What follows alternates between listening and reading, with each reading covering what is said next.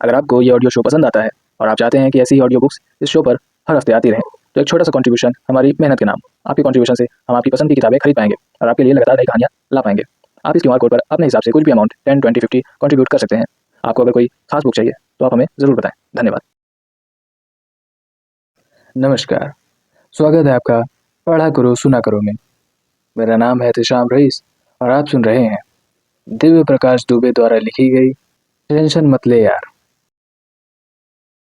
अध्याय 5, change your mind, path and everything. कल काम से लौटते हुए जेब से आसमान गिर गया। कुछ फुटकर तारे छिटक कर जमीन पर फैल गए। तारों की शक्ल जानी पहचानी थी।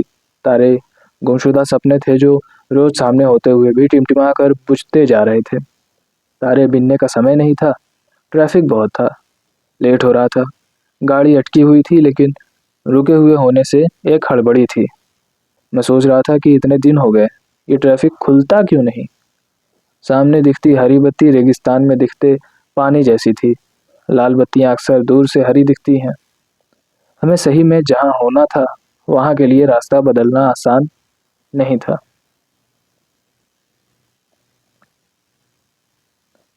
कॉलेज से ताज़ा ताज़ा आईएसओ सर्टिफाइड होकर निकले थे। साल था 2009। एक अच्छी नौकरी थी, अच्छी सैलरी थी। ऑन पेपर फाइनली अब जाकर मेरी लाइफ सेट होने की दिशा में थी। जब नौकरी मिली थी तो खुशी इतनी ज़्यादा थी कि ये भी नहीं सोचा कि जो नौकरी मिली है उसमें दिन भर करना क्या होता है। जैसा कि मैं आसपास देखता हूँ, नॉर्थ इंडिया में फैशन भी है कि बहुत सारे लोग यूपीएससी की तैयारी करते हैं। हर किसी को बड़ा अधिकारी होना है, देश बदलना है। इसमें कोई शक नहीं कि देश को सही में अच्छे अधिकारी बदल सकते हैं। वो आम हिंदुस्तानी के जीवन में जो सीधा इम्पैक्ट ला सकते हैं, वो शायद प्राइवेट नौकरियों में संभव नहीं है। नॉर्मली जो यूपीएससी की तैयारी कर रहे होते हैं या फिर किसी भी कॉम्पिटिटिव एग्ज़ाम की तैयारी कर रहे होते हैं, उनको एक कहानी नाम बदल कर सुनाई जाती है। एक बार सुकरात के पास एक आदमी पहुंचा और उसने पूछा कि सफलता कैसे मिलती है। सुकरात उसको नदी के पास लेकर गया और एक झटके से उसको पानी में डुबोने की कोशिश करने लगा। सुकरात ने उसका पूरा मुंह पानी में डुबो दिया। उसका शरीर छटपटाने लगा। लगा कि अब तो वो मर ही जाएगा। तब जाकर सुकरात ने उसको बाहर निकाला और उससे पूछा कि जब अंदर थे तो सबसे ज़्यादा ज़रूरी क्या चीज़ लग रही थी। उस आदमी ने कहा कि बस किसी तरह सांस आ जाए। सुकरात ने कहा कि बस जितनी ज़ोर से तुमको सांस चाहिए थी, किसी चीज़ को जब उतना ही चाहो तब जाकर सफलता मिलती है। ये कहानी मैंने भी सुनी थी, फिर भी पता नहीं क्यों मुझे कहानी पर कोई भरोसा नहीं था। बाद में मैंने पढ़कर जाना कि सुकरात उन चंद समझदार लोगों में से था जो आज तक इस धरती पर पैदा हुए हैं। सुकरात ऐसी बात नहीं कर सकता था। असल में इस कहानी को सुनकर आप ज़्यादा डिप्रेस इसलिए हो जाते हैं क्योंकि अक्सर जिस एग्ज़ाम की हम तैयारी कर रहे होते हैं वो हमारे अंदर से नहीं आता, बल्कि वो आसपास के सब लोगों से आता है। आप अपने सपनों को सही से खंगला कर देखें तो पाएंगे कि हमें कई बार वही चाहिए होता है जो हमारे आसपास के ज़्यादातर लोग चाहते हैं। सबको सपनों का घर लेना है तो हमें भी लेना है। सबको नौकरी बदलनी है तो हमें भी बदलनी है। सबको नौकरी में विदेश जाना है तो हमें भी जाना है। फलाने भैया या दीदी ने यूपीएससी क्लियर कर लिया था, उनकी लाइफ क्या मस्त है, तो हमारी भी हो जाएगी। उन अंकल के बेटे ने वैसा किया था, इसलिए ये हमारे लिए सही होगा। हमारे ज़्यादातर सपने उधार के हैं। सपने देखते हुए हमें पता ही नहीं चलता कि असल में हमारा सपना था क्या। हम अक्सर अपने समय के हिसाब से ट्रेंड करते हुए सपने देखते हैं। पहले उधार के सपने देखते हैं, फिर उस गलत सपने को अपनाने की कोशिश इंस्पायरिंग सी लगती हुई कहानियों से करते हैं। हमें इसीलिए कोई भी चीज़ इतनी शिद्दत से चाहिए ही नहीं होती। अगर कोई चीज़ हमें सही में मन से चाहिए तो उसके लिए किसी सुकरात के पास जाने की ज़रूरत ही नहीं है। किसी मोटिवेशनल किताब को पढ़ने की ज़रूरत ही नहीं है। मोटिवेशन बहुत बड़ा फ्रॉड है। हम एक्सेप्शन को सच मानकर अपने आप को झोंक देते हैं और इसीलिए और परेशान होते रहते हैं। मैंने एक बार एक अपनी जान पहचान के आईएएस से पूछा था कि अगर आपका सिलेक्शन नहीं होता तो आप क्या करते। मुझे लगा था वो बोलेंगे कैसे नहीं होता, मैंने जी जान से तैयारी की थी, नहीं होता तो मैं मर जाता, बर्बाद हो जाता। उनके जवाब ने मुझे हैरान किया। वो बोले अगर मेरा नहीं होता तो कुछ भी ऐसा करता जिससे लोगों के लिए काम कर पाता, शायद एनजीओ खोल लेता। जब ज़रूरत से ज़्यादा मोटिवेटेड लोगों को मैं देखता हूँ तो घबरा जाता हूँ। यूपीएससी इस देश के लिए इतना बड़ा सपना है। अगर हम सही में एक आईएएस, आईपीएस, आईआरएस की एक दिन की ज़िंदगी को देख लें कि वो कितनी कठिन होती है, तो बहुत सारे लोग तैयारी ही ना करें। एक और चीज़ दिखती है, कई लोग बताते हैं कि वो अपने माँ बाप का सपना पूरा कर रहे हैं। मुझे ये लगता है कि इससे ज़्यादा बड़ी फ्रॉड बात कुछ हो ही नहीं सकती कि कोई किसी और का सपना पूरा करे, चाहे वो अपने ही माँ बाप का ही क्यों ना हो। अगर हम सड़क पर जाते हुए ये देखें कि कोई बच्चा घसीट-घसीट के 50 किलो का स्कूल बैग लेकर जा रहा है, हम शायद कोशिश करेंगे कि उस बैग का वज़न कम कर दें। सपनों का बोझ स्कूल के भारी बैग से कहीं ज़्यादा होता है। सपनों का बोझ शरीर पर नहीं, मन पर होता है। हमारे समाज को ये अब समझने की ज़रूरत है कि उधार के सपनों ने हमारा सबसे ज़्यादा नुकसान किया है। अगर आप अपना भी सपना पूरा करेंगे तो माँ-बाप खुश ही होंगे। जब 2009 में मैंने अपनी एमबीए के बाद वाली नौकरी शुरू की, तो सबसे पहले पोस्टिंग कानपुर में हुई। मेरी नौकरी सेल्स वाली थी। कॉलेज में थे तो सोचते थे कि भाई सेल्स करेंगे, बिल्कुल मचा के रख देंगे। पहले दिन जब मैं वहाँ पहुँचा तो पता चला कि जो मेरे इमीडिएट बॉस थे, उन्होंने रिज़ाइन कर दिया है। मेरा पहले महीने का जो सेल्स का टारगेट था, वह था 1 करोड़ रुपए का। मुझे कोई आइडिया नहीं था कि टारगेट कैसे होगा। अब प्रेशर इसलिए डबल हो गया क्योंकि अगले दिन से टारगेट के लिए बॉस का फ़ोन आने लगा। हम तो सोच कर गए थे कि भाई 9 से 5 की नौकरी होती है। मेरा काम सुबह 9 बजे से पहले शुरू हो जाता है, लेकिन रात में कभी 9 बजते तो कभी 10 बजते।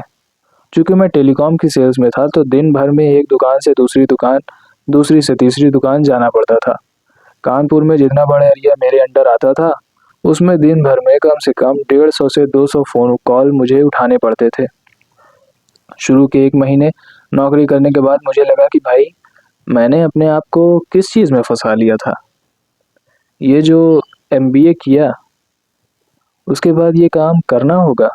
सुबह से शाम तक अपने लिए 1 मिनट भी टाइम नहीं मिलता था। मुझे ये समझ में आया कि ये जो एमबीए करने का सपना बेचा जा रहा है इस देश में, ये कितना बड़ा झूठ है।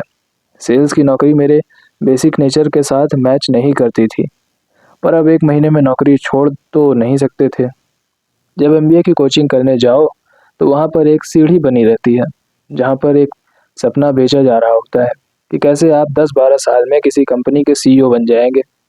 जो भी एमबीए की तैयारी कर रहा होता है, उसको यही लगता है कि वो तो कंपनी का सीईओ हो ही जाएगा। जबकि ये सब इतना आसान नहीं है और ना ही किसी कंपनी को हेड करने में इतना कम समय लगता है। मैंने भी एमबीए इस वजह से थोड़े ना किया था कि मुझे पसंद था। मुझे तो बस ये पता था कि मुझे सॉफ्टवेयर की नौकरी नहीं करनी है।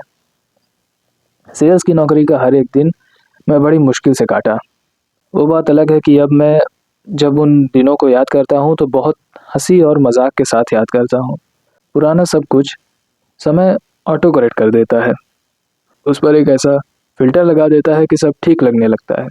जब 1 महीना बीता और मेरा टारगेट पूरा नहीं हुआ, तो मुझे बहुत बुरा लगा। मेरे पास नौकरी छोड़ने का ऑप्शन था नहीं, तो मैंने ये सोचा कि ऐसा क्या किया जाए कि मैं इस टारगेट को पूरा कर सकूँ। हमारी कंपनी में पुराने लोग काम करते थे, जो एंट्री लेवल पर काम करते थे। उनमें जो सबसे पुराना व्यक्ति था, उसको पकड़ के मैं उसके साथ बैठा और उसको ईमानदारी से बताया कि मुझसे नहीं हो रहा है। मुझे बताओ कैसे करना है। आप मुझे सिखाओ, आप मेरे गुरु बन जाओ। जैसे ही मैंने अपने आप को सरेंडर किया, उस व्यक्ति ने अपनी बाइक पर बैठाकर पूरा कानपुर सेल्स के नज़रिए से समझाया। छोटी से छोटी चीज़ पर ध्यान देना सिखाया। उनसे सीखकर मुझे बहुत फ़ायदा हुआ। मैं एक छोटे से उदाहरण से अपनी बात समझाता हूँ। पहले मुझे टारगेट मिलता था 1 करोड़। अपने नीचे जो लोग काम कर रहे होते थे, मैं उनमें भी वही बाँट देता था। जैसे मुझ पर प्रेशर बनाया जाता था, वैसे ही मैं अपने नीचे वालों पर भी प्रेशर बनाता था कि रोज़ इतना हो जाना चाहिए। रोज़ शाम को जब टारगेट पूरा नहीं होता था, तो जैसे मुझे डाँटा जाता था, वैसे ही मैं अपने नीचे वालों को भी डाँटता था। मुझे वही तरीका सही लगता था कि डाँटो तो टारगेट हो जाता है। जब मैंने नया तरीका अपनाया तो उसमें एक बहुत छोटी-सी चीज़ बदली। सुबह जब हम दिन भर के लिए निकल रहे होते थे, तो मैं अपनी पूरी टीम के साथ पास वाली दुकान पर चाय, बिस्किट, समोसा जो भी खाना हो खाते थे।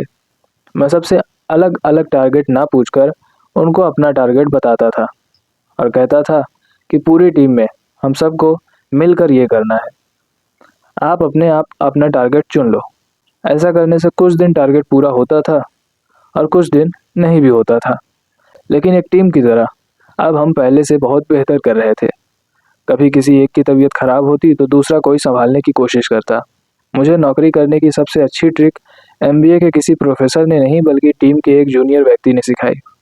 बावजूद इसके कि टीम अच्छा कर रही थी, मेरा परफॉर्मेंस पहले से बहुत बेहतर हो चुका था। सुबह से शाम तक अब भी मैं उतना ही बिजी रहता था। संडे को जब थोड़ा बहुत समय मिलता तो बार बार मुझे ये ख्याल आता कि यार मैं कर क्या रहा हूँ अपनी लाइफ के साथ। ऐसे ही साल दर साल टारगेट पूरा करूँगा, प्रमोशन होगा। बहुत अच्छा करूँगा तो कुछ सालों में शायद सेल्स हेड हो जाऊँगा। लेकिन क्या सही में मैं ये सब सालों साल कर पाऊँगा? क्या मेरी दिशा तय हो गई है? इस समय कोई पुराना दोस्त पूछ लेता कि और आजकल क्या लिख रहे हो? तो मेरा मन खराब हो जाता है। दुनिया की नज़रों में मैं अब सफल था, पर अपनी नज़रों में हमारी खुद की नज़र कभी पीछा नहीं छोड़ती। मेरे ही लेवल पर टीम में कुछ और लोग भी थे। चूँकि मैं कॉलेज से सीधे आया था, इसलिए उन सब में मेरी उम्र सबसे कम थी। ये सारे लोग मुझसे 5-10 साल उम्र में बड़े थे। हम अक्सर शाम को मिलकर या दिन में जब मौका मिलता, मिलकर एक दूसरे का टारगेट का दुखड़ा रोते थे। सेल्स की नौकरी में हमेशा यही होता है कि आपको टारगेट वही दिया जाता है जो आप कर सकते हैं, बल्कि आपको टारगेट हमेशा उससे ज़्यादा दिया जाता है, ताकि बॉस के दिमाग में जो टारगेट है, उससे ज़्यादा हो सके। ऐसे ही एक दिन जब हम सारे लोग साथ बैठे थे, उस दिन का टारगेट ना होने पर मुझे बहुत ही डाँट पड़ रही थी। परेशान तो मैं वैसे भी रहता था, लेकिन उस दिन कुछ ज़्यादा ही उदास था। मैं उस महीने के टारगेट से बहुत पीछे चल रहा था। उन्हीं में से मेरे एक दोस्त ने पूछा, "आज क्या तारीख है?" मैंने कहा, "क्या मतलब?" उसने दोबारा कहा, "बताओ ना क्या तारीख है?" मैंने कहा, "25 तारीख है।" तो उसने कहा, "बस 5 दिन बाद सैलरी आ जाएगी।" हम लोगों को गाली सुनने के लिए ही तो सैलरी मिलती है या प्रेशर झेलने के लिए? वो समझाने लगा कि भाई जब डाँट पड़ती है तो सोच लेता हूँ बस सैलरी आने में इतने ही दिन तो हैं।